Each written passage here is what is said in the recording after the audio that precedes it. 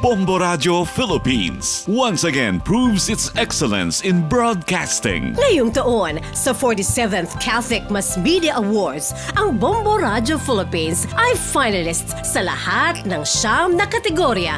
Best News Program, Bombo Network News by Bombo Radyo Philippines.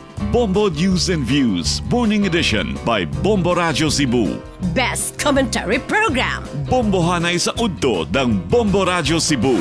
Best Public Service Program, Bombo Lifestyle ng Bombo Radyo Philippines. Best Counseling Program, Istoryang Pasada, takbo ng Star FM Manila.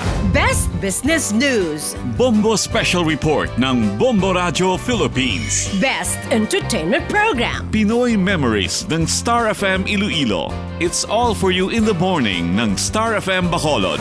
Best Educational Program, Bombo Special Report ng Bombo Radyo Philippines. The 7 last words ng Bombo Radyo Kawayan.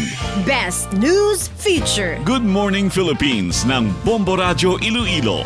Bombo Hanay ed Ugto ng Bombo Radyo Dagupan. It's all for you in the morning ng Star FM Dagupan. Best Drama Program, Sarming Tibiyag ng Bombo Radyo Kawayan. Ang pagkilalang ito ay alay namin sa inyo, aming mga loyal listeners and viewers. Dahil sa inyong tiwala, patuloy kaming maglilingkod sa pamamagitan ng mga programang tapat, makabuluhan at nagbibigay buhay sa ating mga komunidad. Mula sa 32 fully digitalized AM and FM stations ng Bombo Radyo Philippines.